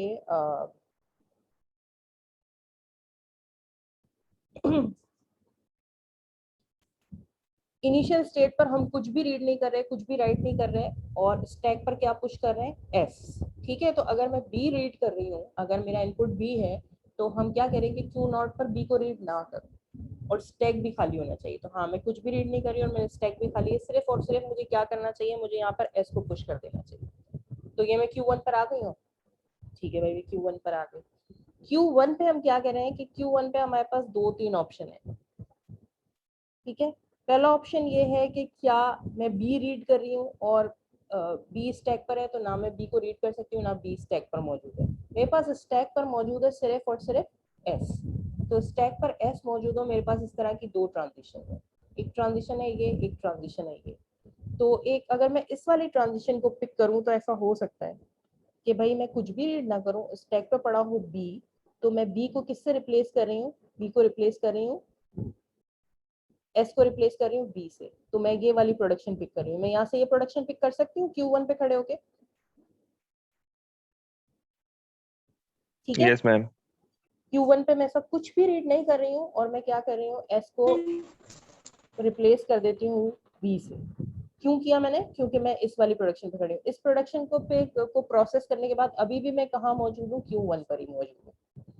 अब मेरे पास Q1 पर एक प्रोडक्शन मौजूद है, एक ट्रांजिशन फंक्शन मौजूद है। वो ये कह रहा है कि अगर आप बी पर मौजूद हैं, आपकी इनपुट पर भी बी है और स्टैक पर भी बी है, तो ये सिचुएशन है, हाँ जी है, इनपुट पर भी बी है और स्टैक पर भी बी है, तो आप उस बी को पॉप कर सकते हैं, ठीक है। तो मैंने यहाँ से बी को पॉप कर दिया। अगर मैंने यहाँ से बी को पॉप कर दिया तो यहाँ से भी इनपुट रीड कर दिया, तो डेफिनेटली अब मैं इस सिचुएशन के बाद यहाँ पर इस पे आ सकती हूँ। तो ये पीडी एक्चुअली बी को एक्सेप्ट कर रहा है, ठीक है। Yes ma'am. Yes ma'am. चलो एक कॉम्प्लिकेटेड स्ट्रिंग लेकर देख लेते हैं कि भाई ये किसको एक्सेप्ट कर सकता है, ये ए बी ए को एक्सेप्ट कर सकता है, ए बी ए, ये एक स्ट्रिंग है। तो सवाल ये कि क्या ये ए बी ए को एक्सेप्ट कर सकता है या नहीं कर सकता, यही पुश डाउन ऑटोमेटा, ठीक है। तो मैम एंड में तो बी हर हाल में आएगा ना, एंड में हमारे स्ट्रिंग एंड बी पे होंगे। ये तो कह रहा है ए पर भी हो सकता है, लेकिन टी ए है ना हमारे पास। कैसे? तो टी में मैम ए बी कैसे कर सकते हैं हम? टी से मैम ए पे तो एंड हो सकते हैं, लेकिन एंड में तो हाँ बी आएगा बिल्कुल, ना ये फिर। बी बी डेफिनेटली आ रहा है, बिल्कुल सही है, तो इसको एक्सेप्ट नहीं होना चाहिए। अच्छा, तो बिल्कुल आप सही कह रहे हैं, क्योंकि प्रोडक्शन ये कह रही है कि नहीं होना चाहिए। इसको देखेंगे ये कर पा रहा है या नहीं, चले तो बहुत अच्छा टेस्ट केस हो जाएगा हमारे लिए। बिल्कुल आप बात सही कह रहे हैं, ये कॉन्टेक्स्ट फ्री ग्रामर इस स्ट्रिंग को एक्सेप्ट पक्का नहीं करेगी। तो अगर ये पीडीए कर लेगा, इसका मतलब है पीडीए गलत बनाना है, सही है। तो देखते हैं, चले, मैंने भी टेस्ट नहीं किया, मैं भी आप लोगों के साथ टेस्ट करके देखती हूँ इसको। तो ये मेरा टेक्स्ट बॉक्स पता नहीं कहाँ चला गया, टेक्स्ट बॉक्स दोबारा से इंसर्ट कर लेते हैं। चलिए, ये हमने टेक्स्ट बॉक्स उठा लिया यहाँ पे।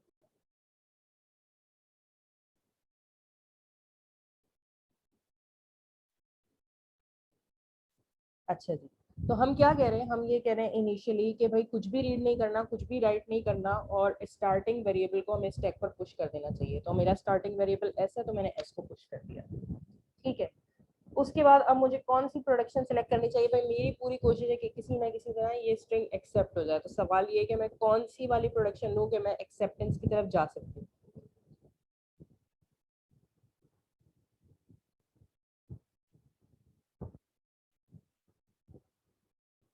इन दोनों में से कौन सी सिलेक्ट करूँ, चलें, कौन मेरे साथ बात कर रहा था अभी, हमजा बात कर रहे थे, अब्दुल वहीद बात कर रहे थे। यस मैम, हमजा मैं बात बात कर कर रहा रहे था। थे। हमजा अब्दुल वहीद दोनों ही हैं एक्टिव, ठीक है। तो अब चलें, आप दोनों मुझे ये सजेस्ट करें कि इस वक्त मुझे कौन सी प्रोडक्शन सेलेक्ट कर लेनी चाहिए। मेरी पूरी कोशिश है कि ये स्ट्रिंग किसी तरह से एक्सेप्ट हो जाए। तो मेरे पास दो ही चॉइसेस हैं, या तो ये ले सकती हूँ, ये ले सकती हूँ, बाकी तो कोई इस वक्त इस सिचुएशन में आ ही नहीं रहा है। मैम चॉइस तो एक ही है फिर, वो टी वाली, क्योंकि बाकी जो ऊपर फर्स्ट और सेकंड है वो दोनों बी पे एंड हो रही है। नहीं, एंड भले बी पर हो रही है, लेकिन इस वक्त जब हमने स्टैक पर एस पुश कर लिया ना, देखें हम क्यू नॉट से Q1 पर गए तो हम आगे स्टैक में हम एस पुश कर चुके हैं। क्योंकि हम स्टैक पर एस पुश कर चुके हैं ना, तो अब हम इन ये वेरिएबल ले ही नहीं सकते, इनको नहीं ले सकते। समझ रहे हैं बात, पहली बात कुछ और थी, जब मैंने कुछ भी रीड नहीं यस किया था, मैम। ना मैंने ए रीड किया ना मैंने बी रीड किया, उस वक्त सिचुएशन कुछ और थी, मैंने कुछ भी रीड नहीं किया और स्टैक पर भी कुछ नहीं था। लेकिन फिर मैं Q1 पर आने की शर्त है, Q1 पर आने की शर्त ये है कि स्टैक पहले खाली होगा, और जब मैं Q1 पर आऊंगी तो स्टैक पर क्या होना चाहिए, एस। ये एस पुश करके मैं यस। Q1 पर आ गई हूँ। तो अब मैं अपनी मर्जी की चॉइस नहीं ले सकती, अब मेरे पास सिर्फ ये दो प्रोडक्शन की चॉइस है, ना मैं ये ले सकती हूँ ना मैं ये ले सकती हूँ, क्योंकि इन दोनों के केस में स्टैक पर टी होना चाहिए, वो तो है ही नहीं, स्टैक पर है एस। तो या तो मैं इस प्रोडक्शन पे एंड कर सकती हूँ या मैं इस पे एंड कर सकती हूँ। तो इनमें से कौन सी लूँ, कोई भी ले सकती हूँ, फर्स्ट प्रॉब्लम वाली। चलें फर्स्ट वाली ले लेते हैं। अच्छा, फर्स्ट वाली लेने के लिए हमें क्या करना पड़ेगा? फर्स्ट वाली लेने के लिए हमें एक्चुअली स्टैक के ऊपर पुश करना पड़ेगा, एस को रिप्लेस करना पड़ेगा किससे? एस को रिप्लेस करना पड़ेगा ASTB से। ठीक है, तो इसको लिखते हैं उल्टी तरीके से आता है स्टैक के ऊपर। तो आएगा, पहले आएगा ए, एस को खत्म करते हैं ए, फिर आएगा एस, फिर आएगा टी और फिर आएगा,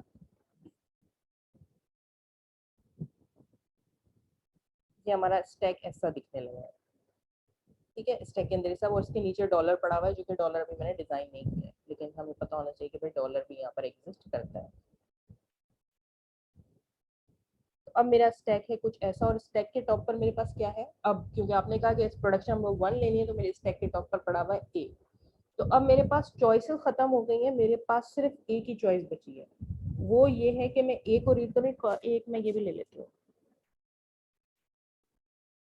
अब मेरे पास सिर्फ एक ही चॉइस है, वो ये कि मैं ए को रीड कर दूं, वरना मैं Q1 पे भी रहने के काबिल नहीं हूँ ना। Q1 पर मैं तब रह सकती हूँ कि जब मैं इनमें से कोई एक सिचुएशन पूरी हो रही हो, तो Q1 पर इनमें से कोई सिचुएशन पूरी नहीं हो रही। हाँ, ये वाली सिचुएशन जरूर हो सकती है अगर मैं इसको ले लूँ।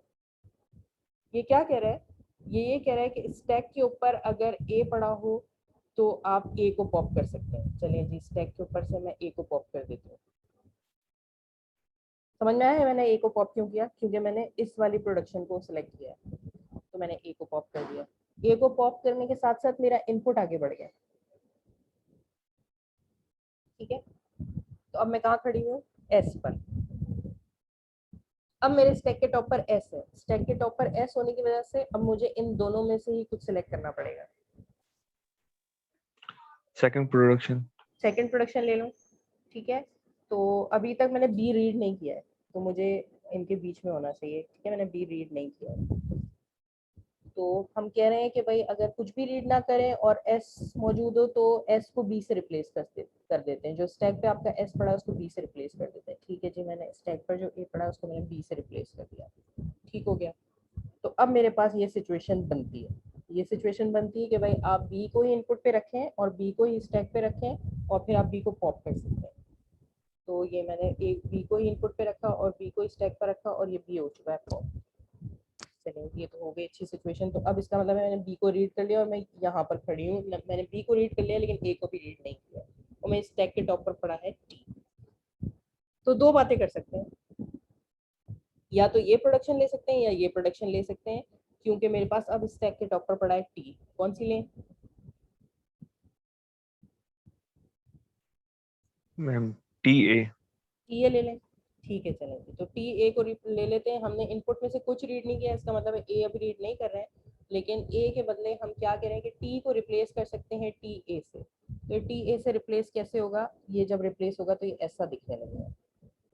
ठीक है, मैम अगर हम यहाँ पर दूसरी वाली प्रोडक्शन ले लेमडा वाली, तो फिर ये टी पॉप लेमडा हो वाली ले जाएगा। लें। अगर लेमडा वाली ले लें, टी ए अगर टी वाली ले तो ये ऐसा हो जाएगा, लेकिन आप कह रहे हैं कि लेमडा वाली ले लें, तो लेमडा वाली लेने की वजह से क्या होगा कि टी पॉप हो जाएगा और स्टैक पर सिर्फ बी रह जाएगा। फिर मैम ये बी वाली प्रोडक्शन ले लेंगे तो फिर ये एक्सेप्ट हो जाएगा। चलें देखते हैं आपकी बात सुन लेते हैं। ठीक है, स्टैक पे आ गया बी। तो हमारा पूरा टारगेट ये है कि अगर ये एक्सेप्ट हो जाए तो हम कहें भाई हमने पीडीए गलत बनाया। तो अब हमारे पास सिचुएशन ये है कि हमारे पास इनपुट पर ए मौजूद है, स्टैक पर बी मौजूद है। तो या तो फिर मेरे नहीं पास हो, नल वाली प्रोडक्शन हो, अगर मैं कुछ रीड किए बगैर आगे बढ़ सकती हूँ। नहीं भाई, कुछ रीड किए बगैर तो मैं आगे बढ़ ही नहीं सकती। कुछ रीड ना किए बगैर स्टैक पर या तो एस होना चाहिए था या टी होना चाहिए था, वो तो नहीं है। तो रीड करके क्या मैं आगे बढ़ सकती हूँ? रीड करके भी मैं आगे नहीं बढ़ सकती, क्योंकि यहाँ पर ए है और यहाँ पर बी है। तो हम इसमें आगे तब बढ़ सकते हैं कि जब स्टैक और जो आपका इनपुट है उसमें सेम वो हो। ठीक है ना? तो ये इस पे ना ए वाली काम करेगी ना बी वाली काम करेगी, क्योंकि मैचिंग नहीं है। ये दोनों प्रोडक्शंस काम तब करेंगे जब इनपुट सिंबल और स्टैक सिंबल मैच करेगा। यस। ठीक है ना? अच्छा, टीए वाली देख लेते हैं, क्या पता उससे एक्सेप्ट हो जाता, हमने चॉइस गलत ली। टीए करके देख लेते हैं। लेट्स सपोज हमारे स्टैक की सिचुएशन ये है, तो अब हमारे पास हमने लेट्स सपोज कुछ भी रीड नहीं किया। ठीक है, कुछ भी रीड नहीं किया, पहले टीए लिया था, अब स्टैक के टॉप पर टी पड़ा हुआ है तो हम क्या करते हैं कि हम इसको ये वाली ले लेते हैं, टी को पॉप कर देते हैं, क्योंकि अगला हमें ए रीड करना है ना, तो मैं इस वक्त ये ले सकती हूँ 4th नंबर वाली प्रोडक्शन, क्योंकि यस मैम। जाहिर है कि मेरे पास स्टैक के टॉप पर टी पड़ा हुआ है। तो अगर मैं टी को लेमडा से रिप्लेस करती हूँ तो इसका मतलब मैंने देखिए रीड कुछ नहीं किया है, पहला लेमडा है, मैं ए को भी रीड नहीं कर रही हूँ, ए को रीड किए बगैर मैं टी को किससे रिप्लेस कर रही हूँ, लेमडा से, यानी टी को मैं कर रही हूँ पॉप। ये हो गया टी मेरा पॉप। अब मेरा स्टैक ऐसा दिखने लगा। इसका फायदा क्या है कि अब अगर मैं ए को रीड कर लूँ तो मेरे पास एक और ट्रांजिशन है। हाँ ठीक है, स्टैक पर भी ए है और इनपुट पर भी ए है, तो ए पॉप हो सकता है। ए को जैसे ही मैं पॉप करूंगी, एक काम हमने ये किया कि हमारा इनपुट आगे आ गया, अब यहाँ पर डॉलर होगा, ठीक है, डॉलर लिख दूं जरा, ठीक है। तो जैसे ही मैं यहाँ पर पहुंच गई तो अब मेरे ए को रीड कर चुकी हूँ और स्टैक से मेरा ए पॉप हो चुका है, ठीक है। अब मेरे पास क्या है, अब क्या करूँ, अगर मैं बी वाली अब प्रोडक्शन मैम लेना स्टैक चाह में रही बी हूँ, है। हाँ ना, स्टैक में बी तो है, लेकिन स्टैक का भी काम तब करेगा जब मैं इनपुट में भी बी रीड कर रही हूँ, देखे नहीं कर सकती। और अगर यस मैं मैम। नल रीड कराना चाहूँ कि चलो ठीक है नल रीड करा के आगे बढ़ जाऊँ, तो नल रीड कराने के लिए मेरे पास वेरिएबल होना चाहिए। तो अल्टीमेटली हमें ये पता चला कि छोटी सी एक्सरसाइज, हमने बहुत आसान सी एक्सरसाइज की और हमने एक पीडीएफ बना लिया, और वो पीडीएफ बिल्कुल इक्वलेंट है किसके, जो हमारी कॉन्टेक्स्ट फ्री कैप है, ठीक है। तो ये सारी, ये तो मैंने ऐसे ही आपको प्रूफ करा दिया, लेकिन प्रूफ कराना इतना जरूरी नहीं है। अल्टीमेटली आप बिल्कुल कॉन्फिडेंस से जब आप ये स्टेप्स लेते हैं, आपके पास एक ग्रामर हो, कोई भी ग्रामर किसी भी शक्ल की, जाहिर है कि ग्रामर के अंदर प्रोडक्शन ऐसी होंगी, या तो एक अकेला कोई टर्मिनल होगा या फिर टर्मिनल और वेरिएबल्स का कॉम्बिनेशन होगा।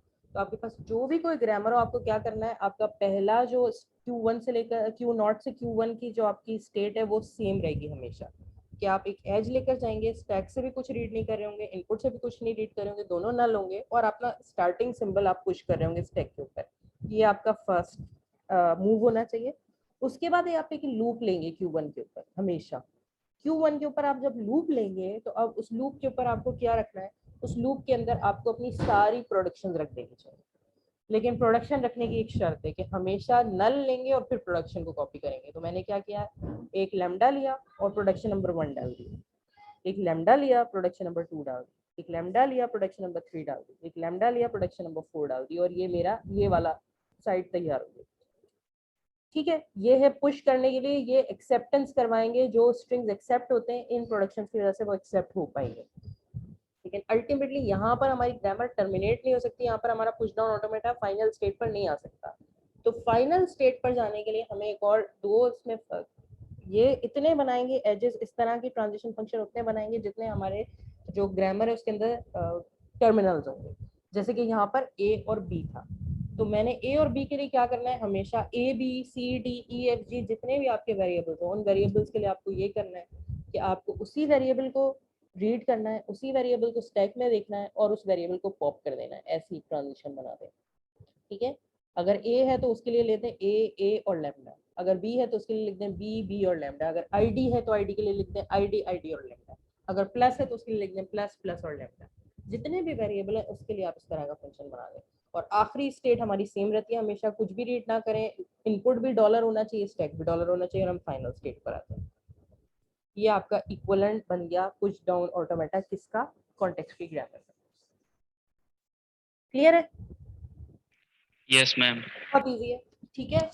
और इसका ये फायदा है हमारे पास कि अब हमारे पास अगर ग्रामर इस तरह की हो, ठीक है, तो आप किसी भी ग्रामर किस तरह की नहीं, बल्कि आई थिंक कि किसी भी ग्रामर की, जो भी मैं आपको अगर एग्जाम में आता है आपके पास कोई ग्रामर, जो भी आपके पास ग्रामर हो, उस ग्रामर का इक्विवेलेंट आप पुश डाउन ऑटोमेटा बना सकते हैं, ठीक है।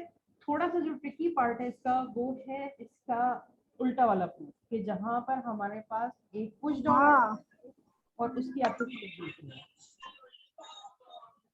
ठीक है। कौन है सवाल, रिहा बेटा आपके पास कोई क्वेश्चन है क्या? अगर कोई क्वेश्चन है तो बेटा पूछे, और नहीं तो म्यूट रखें आपको, ठीक है। तो ये हमने फर्स्ट पार्ट तो बहुत ही सक्सेस के साथ हमने इसको प्रूव कर लिया कि अब हमारे पास कोई भी ग्रामर आ जाए तो अब उस ग्रामर के लिए हमारे पास एक पीडीए मौजूद है। देन हमारे पास इसका जो दूसरा पार्ट है ना वो थोड़ा सा ट्रिकी है, मैं उसको फुली यहाँ पर इनकॉर्पोरेट नहीं कर रही हूँ। अगर आप सेल्फ स्टडी के तौर पर उसको पढ़ना चाहें तो आप पढ़ सकते हैं कि अगर हमारे पास, वैसे ही बिल्कुल ये भी पॉसिबल है कि आपके पास कोई भी पुश डाउन ऑटोमेटा कोई भी, तो आप उसकी कॉन्टेक्स्ट फ्री ग्रामर ड्राइव कर सकते हैं। लेकिन क्योंकि मैंने आपको इस तरह से कराया है तो फिलहाल आप हर ग्रामर हर पुश डाउन ऑटोमेटा की ग्रामर ड्राइव नहीं कर सकते, बल्कि हर सिर्फ और सिर्फ ऐसी ग्रामर लिख सकेंगे जिनके अंदर ये इस तरह की ये जो इस तरह का पीडीएफ हो कि जहाँ पर नल हो और टर्मिनल हो। ठीक है, तो एक सारी की सारे तो आपके पुश डाउन ऑटोमेटा नहीं, लेकिन एक limited scope of push down automata जो है उनकी आप ग्रामर दोबारा लिख पाएंगे। लेट सपोज अगर मैं यही आपसे एक्सरसाइज छोटी सी, लेट सपोज मैं 2 मिनट के लिए खत्म कर देती हूँ ग्रामर। ठीक है, और मैं आपसे कहती हूँ ग्रामर दोबारा लिखें, आप कैसे लिखेंगे?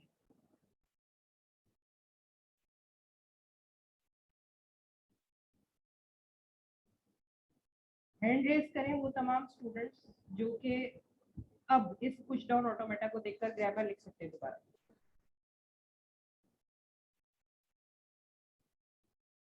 Ali Hamza very good. अब्दुल वही, बस 2 ही बच्चे हैं जो क्लास ले रहे हैं। Suhaib very good. और बाकी सब संदेशा वेरी गुड। सिमरन ठीक है, बेहतरीन। और बाकी बच्चे कोई भी मुश्किल हमने काम नहीं किया है। दानियाल, धनेश, रिहा, कल्हा, ये सब लोग बेटा हमने कोई भी ऐसा मुश्किल काम नहीं किया है। ये आपकी ग्रामर पूरी की पूरी सामने लिखी है। ये जो आपके नल प्रोडक्शन के साथ जितने भी आपके, जब आप नल रीड कर रहे हैं, जब आप लेमडा रीड कर रहे हैं तो उसके साथ आपके प्रोडक्शन सिंबल्स लिखे होते हैं। तो ये सारी की सारी आपकी ग्रामर उसकी यहाँ पर कॉपी पेस्ट हो जाएगी। आप सेम टू सेम। संदेशा को आवाज नहीं आ रही, सॉरी।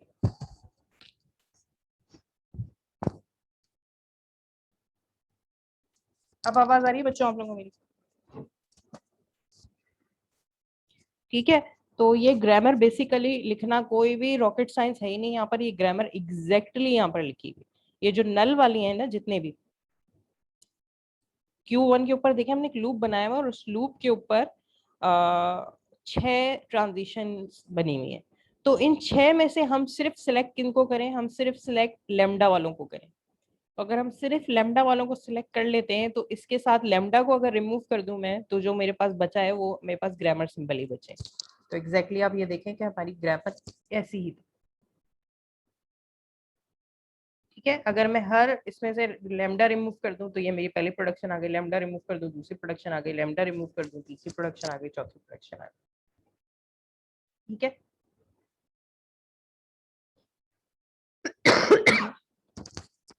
तो आई होप कि ये बात मैं आप लोगों को क्लियर कर पाई हूँ।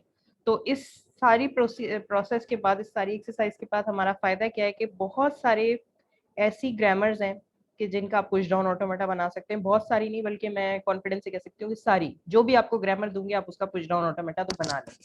जो चीज जिस पे मैं फुली सेटिस्फाइड नहीं हूँ अभी, वो ये है कि अगर मैं आपको कोई भी पुश डाउन ऑटोमेटा दूं और आप इसकी ग्रामर लिखें, नहीं, ऐसा भी शायद आप नहीं कर पाएंगे।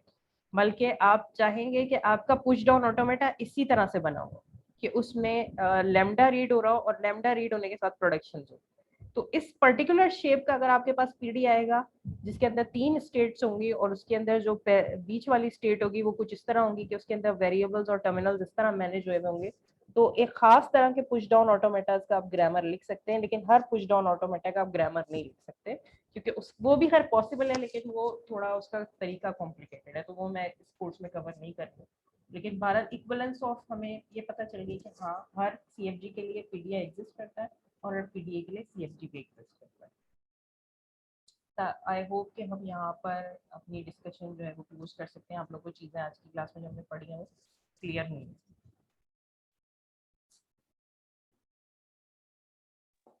Yes ma'am. ठीक है, तो चलें, बस आप लोगों का भी माशाल्लाह आज रोज़ा होगा और पहली क्लास है आज, तो 15 मिनट पहले अगर हम ऑफ कर दें तो ऐसा कोई नुकसान नहीं है। कोई क्वेश्चन हो तो आप लोग ज़रूर पूछ सकते हैं। नहीं है मैम। नहीं है, चलें नो ठीक है। मैम।